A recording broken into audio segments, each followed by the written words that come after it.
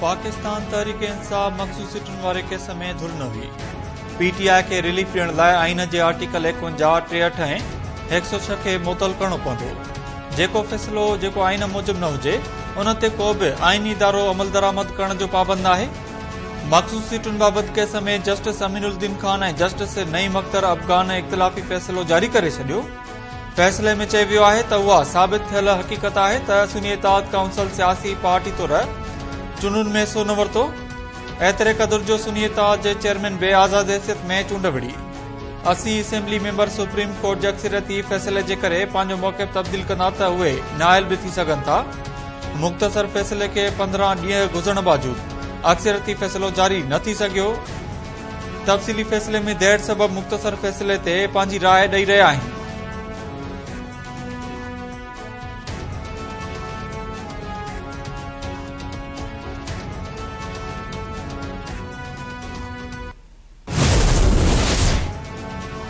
Vote खे इज़त ॾियो जो नारो हणण वारनि यू टर्न वठी छॾियो।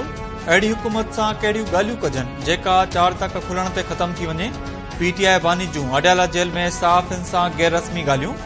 पीटीआई बानी चयो आहे त महमूद खान अचकज़ई खे फ़ौज न पर सियासी पार्टियुनि सां ॻाल्हियुनि जो मैंडेट ॾिनो आहे।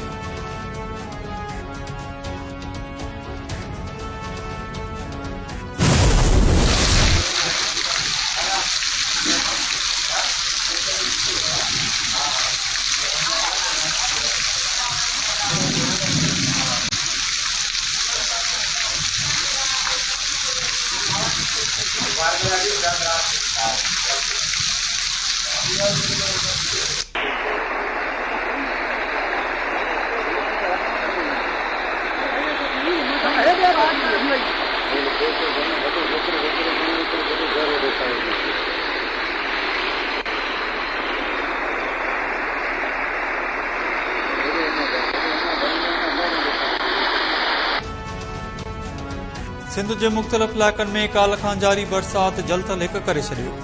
हेठाहीं वारा इलाइक़ा पाणी हेठि। मुख़्तलिफ़ वाक़िअनि में 4 ॼणा फ़ौत, 5 ज़ख़्मी। हैदराबाद, जामछोरो, मटियारी, कशमोर, नवाबशाह, सखर, लाड़काणो, नौशरो फिरोज़ ऐं गंभट में ककर वसी पिया। खेरपुर, कंबर, शदादकोट, नारो, राणीपुर, मदेजी, मीरपुर बोड़ो, कंदरा ऐं सोबोदेरो में बि ककर वसी पिया। हेस्को ऐं सेप्को जा केतिराई फीडर ट्रिप थी विया। मुख़्तलिफ़ शहरनि जी बिजली बंदि। बरसाती पाणी रोड रस्तनि ते बीठल हुअण सबबि शहरी सख़्त परेशान। लखी गुलाम शाह, कोट गुलाम मोहम्मद उबावड़ो, ठट्टो ऐं कुंभ में करण लॻण ऐं भितियूं किरण जे वाक़िअनि में 4 ॼणा फ़ौत, 5 ज़ख़्मी। खैरपुर ऐं सखर ज़िलनि में खजी जे बाग़नि खे नुक़सान।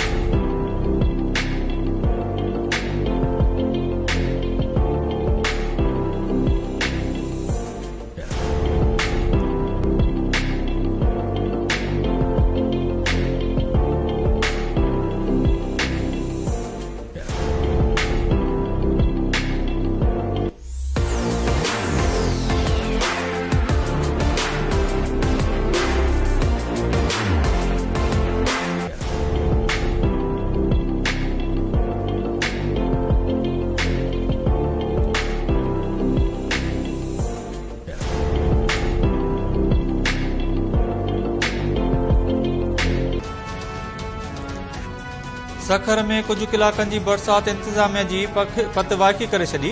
शहर जा रोड रस्ता तलाउ जो ॾेक ॾियण लॻा।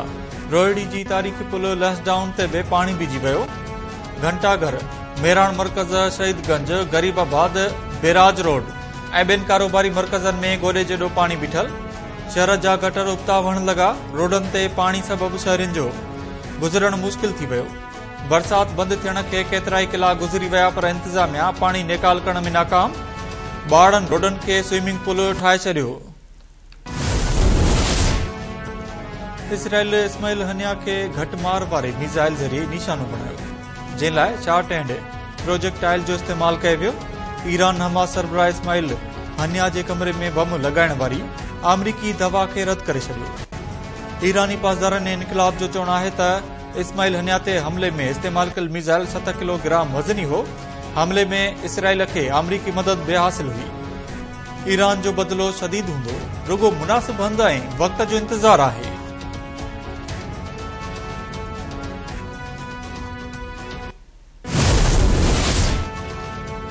नायब वज़ीर आज़म इसहाक डार जो ईरान जे निगरान वज़ीर आला बाकरी सां फोन ते राब्तो ईरान ऐं इसराइल विच में शिकताण ते ॻाल्हियूं। ज़रन मूजिब ॿिन्ही अॻवाननि खिते जी सलामती वारी सूरताल ते ख़्यालनि जी ॾेवट कई।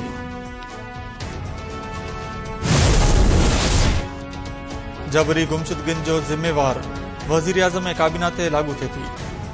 ज़रूरी आहे त वज़ीर आज़म हंगामी क़दम खणे जबरी गुमशुदगी वारे अमल जो अज़ालो करे। इस्लामाबाद हाई कोर्ट शहबाज़ गिल जे भाउ जी बाज़ियाबी लाइ दाख़िल दरख़्वास्त ते लिखत में हुकुम जारी करे छॾियो। गुम थियल शबीर खे बाज़ियाब कराए 6 अगस्त ते पेश करण जो हुकुम।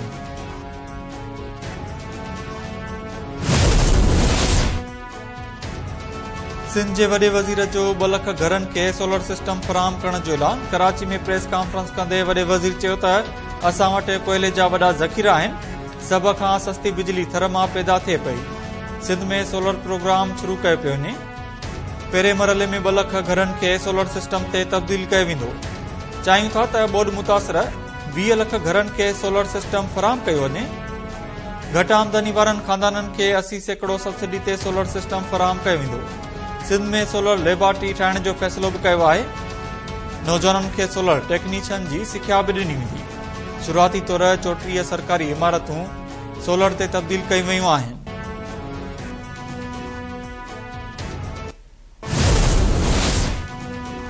जमायत इस्लामी महांगाई खिलाफ़ इस्लामाबाद खां पोइ कराची में गवर्नर हाउस आॾो बि धरणो हणी छॾियो। रावलपिंडी जे लियाकत बाग वटि जमायत इस्लामी जो 9 ॾींहनि खां धरणो जारी। हाफ़िज़ नईमुल रहमान चयो आहे त मरहलेवार मुल्क जे ॿियनि शहरनि में बि धरणा हया वेंदा। बिजली बिल्स ऐं टैक्सिस में अवाम खे रिलीफ मिलण ताईं धरणो जारी रहंदो।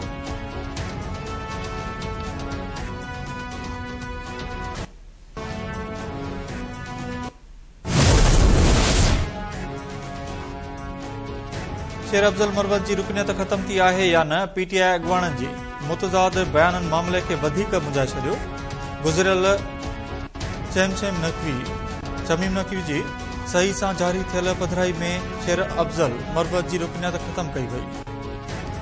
PTI chairman barrister Gohar PTI जे जारी थियल नोटिफिकेशन खे जाली करार ॾेई छॾियो।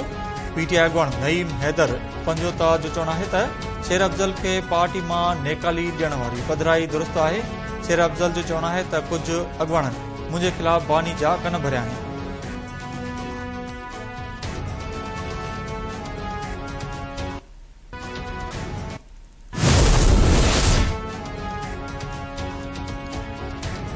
सिंध पुलिस में एसएसपी जूं बदलियूं ऐं मुक़ररियूं समीला सिमरो हिकु भेरो ॿीहर एसएसपी खैरपुर मुक़रर। दादू में संदसि जाइ ते अमीर सऊद मक्सी जी एसएसपी तौर मुक़ररी। शाहज़ेब चाचड़ एसएसपी शिकारपुर मुक़रर। एसएसपी सखर अमजद शेख खां इज़ाफ़ी चार्ज वापसि। ज़ुबैर नज़ीर शेख खे सीपीओ रिपोर्ट करण जी हिदायत। कॾहिं न थकबो, कॾहिं न थकबो, असांजी मंज़िल लखनि करोड़नि विखुनि खां परते। असांजी मंज़िल लखनि करोड़नि विखुनि खां परते। सदियुनि जे पंध ते अञा बि अॻिते, अञा बि अॻिते। कॾहिं न थकबो, कॾहिं न थकबो।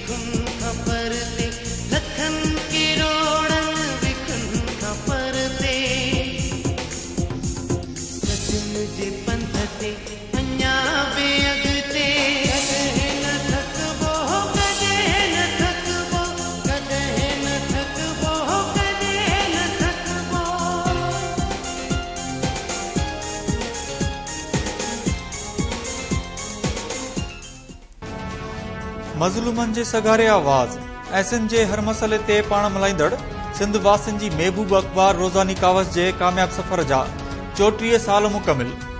सिंध जे पाणी ते धाड़ो हुजे या सिंध दुश्मन कालाबाग डैम रिथा, सिंध जी ज़मीनुनि ते वालार हुजे या धारियनि जी आबादकारी वारो मामिलो, वसीलनि जी मालिकी वारे मामले ते पाण मल्हाईंदड़ रोज़ानी कावस झड़जंग में मक़बूल बणियल। ॾेह तोड़े परॾे में रोज़ानी कावस जे पढ़ंदड़नि समेत समूरी सिंधवासियुनि खे रोज़ानी कावस जी 34 सालगिरह जूं खोड़ सारियूं मुबारकूं।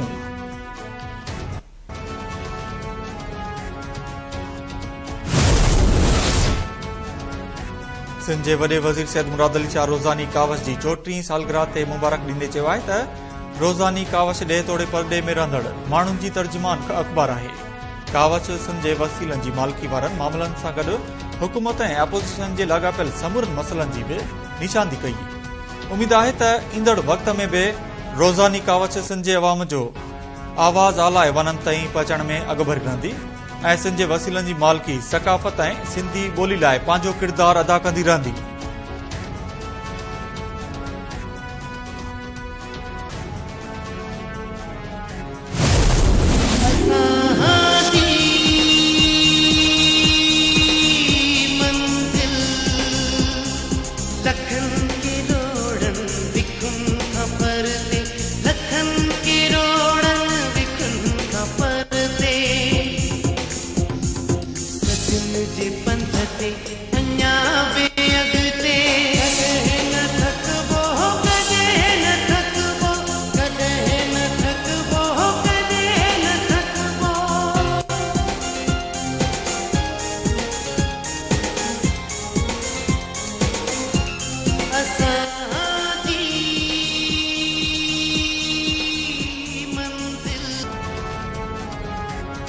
सिंध वासियुनि जी तर्जुमान अख़बार रोज़ानी कावस जी 34 सालगिरह ते मुख़्तलिफ़ शहरनि में केक काटिया विया।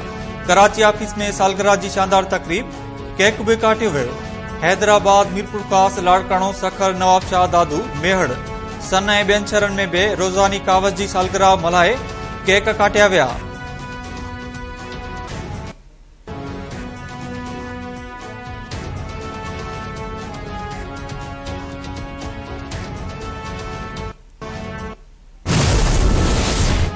वाहन सैदाबाद वेझो टुटी पियल पुठ पलाण डैम वधिजी न सघियो। पाणी झांगारा वेझो मसण वाहन जे सलोब ताईं पहुची वियो। काशे जे 100 ॻोठनि जो ज़मीनी राब्तो काटा थी वियो। खीरथर जाबलू सिलसिले में बरसातुनि सबब काशे में केतिरियूं नयूं वई आहिनि। मुख़्तलिफ़ ॻोठनि जो हिक ॿिए सां राब्तो काटा।